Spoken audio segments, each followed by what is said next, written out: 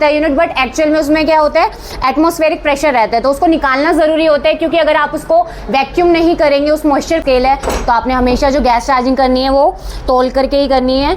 और जब आप वेट सिलेंडर का आपको पता ही रहता है, क्योंकि अगर उसके अंदर ही ऐसे ही डायरेक्टली आप गैस चार्ज कर देंगे तो अंदर मॉइस्चर चला जाएगा, आपके वैक्यूम करने का कोई सेंस नहीं रहेगा। तो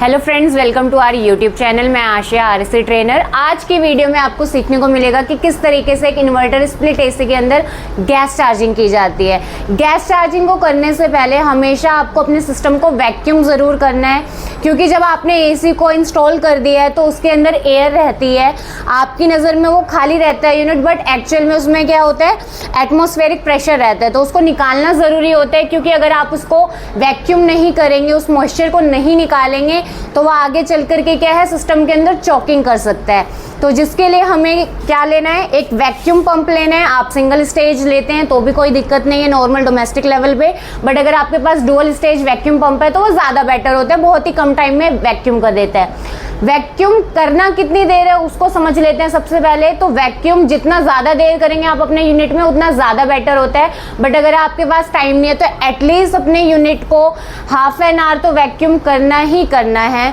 तो उसके लिए हमने वैक्यूम पंप को देख सकते हैं, लाइनों को जोड़ लिया है। किस तरीके से लाइनों को लगाते हैं पहले उसको समझ लेते हैं। तो एक हमारे पास कंपाउंड गेज है, आप कंपाउंड गेज भी यूज़ कर सकते हैं इस तरीके से, या फिर आपके पास गेज मैनिफोल्ड है तो आप वो उसका भी इस्तेमाल कर सकते हैं। तो मेन पोर्ट की चार्जिंग लाइन को देख सकते हैं, यूनिट से कनेक्ट किया गया है। यहाँ पे चार्जिंग लाइन जो है, अब हम इन्वर्टर मॉडल पे कर रहे हैं जिसमें गैस जो है वो R32 है, यानी R32 है, तो उसके लिए जो चार्जिंग लाइन है वो अलग आती है और R22 के लिए चार्जिंग लाइन अलग आती है। तो उसका ध्यान रखना है, क्योंकि सर्विस वोल्ट का क्या होता है, लाइनों का फ़र्क होता है। और साइड पोर्ट की जो चार्जिंग लाइन है वो हमने कनेक्ट कर दी अपने वैक्यूम पंप से। अब यहाँ देख सकते हैं गेज में आप जो आपकी निडल है वो आपकी 0 पे यूनिट पे रुकी हुई है, बट जैसे ही हम वैक्यूम करेंगे तो ये यहाँ पे -30 इंच HG शो करेगा आपको। तो बट ये इंस्टेंटली ही शो कर देगा, तो इंस्टेंटली नहीं मानना है कि वैक्यूम हो गया unit, half an hour wait करना है, प्रॉपर वैक्यूम करना है। और जब आप वैक्यूम प्रॉपर तरीके से हो जाता है आपका यूनिट, तो वैक्यूम पंप की साउंड भी चेंज हो जाती है, तो आपको उससे भी पता चल जाता है कि वैक्यूम हो गया यूनिट। तो अभी हम स्टार्ट करते हैं बिना किसी देरी के। गेज को रखना है आपने ओपन, ठीक है, जो कि कर रखा है, और अब यहाँ से वैक्यूम पंप को हम स्टार्ट कर देंगे। देख सकते हैं निडल नीचे जाने स्टार्ट हो चुकी है पूरी, ठीक है। तो हाफ एन आवर अभी वेट करेंगे, वीडियो ज़्यादा लॉन्ग हो जाएगी तो हम इसके बाद का प्रोसीजर आपको बाद में दिखाएंगे। अभी वीडियो को पॉज कर रहे हैं। गैस चार्जिंग करते हैं तो सबसे अच्छा तरीका जो होता है वो बाय वेट होता है। आपके पास अगर वेइंग स्केल है तो आपने हमेशा जो गैस चार्जिंग करनी है वो तोल करके ही करनी है।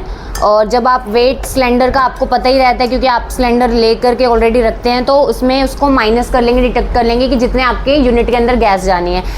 यूनिट के अंदर कितनी गैस डलेगी वो हमेशा आपके एसी के ऊपर लिखा हुआ मिलेगा, मेंशन होगा आउटडोर यूनिट के ऊपर कि गैस कौन सी डलनी है और कितने ग्राम में डलनी है। XYZ जो भी हो, हर यूनिट का ग्रामेज अलग अलग होता है, तो वो आपको क्या करना है, चेक करना है पहले। बट अगर स्टिकर हटा हुआ है और उस कंडीशन में अगर आपको देखना है कि किस तरीके से गैस चार्ज करनी है, तो आपके पास ऑप्शन होता है कि आपका जो गैस का रनिंग प्रेशर होता है वो उसके अकॉर्डिंगली हम क्या है गैस चार्ज करें। तो अभी क्या है, आपने देखा था कि वैक्यूम पंप की जो साइड पोर्ट की चार्जिंग लाइन थी वो हटा करके हमने अपने सिलेंडर से कनेक्ट की है। अब डायरेक्टली कभी भी क्या है, हमें गैस को नहीं रिलीज़ करना है, क्योंकि क्या है, आपने जो ये चार्जिंग लाइन हटा करके सिलेंडर में लगाई तो उससे क्या हो गया, उसके अंदर एयर चली गई, तो उस एयर को निकालना ज़रूरी है, क्योंकि अगर उसके अंदर ही ऐसे ही डायरेक्टली आप गैस चार्ज कर देंगे तो अंदर मॉइस्चर चला जाएगा, आपके वैक्यूम करने का कोई सेंस नहीं रहेगा। तो उसके लिए क्या करना है, सबसे पहले सिलेंडर ओपन करेंगे और यहाँ से चार्जिंग लाइन को हल्का सा लूज़ करके एयर पर्स करेंगे, यानी वो जो चार्जिंग लाइन की एयर है उसे बाहर निकालेंगे। जैसे ही रेफ्रिजरेंट आएगा बंद करके फिर थोड़े थोड़े अमाउंट में हम क्या है गैस चार्ज करेंगे। देख सकते हैं अभी निडल हमारी जो है वो माइनस में ही है, तो स्टार्ट करेंगे, कर दिया।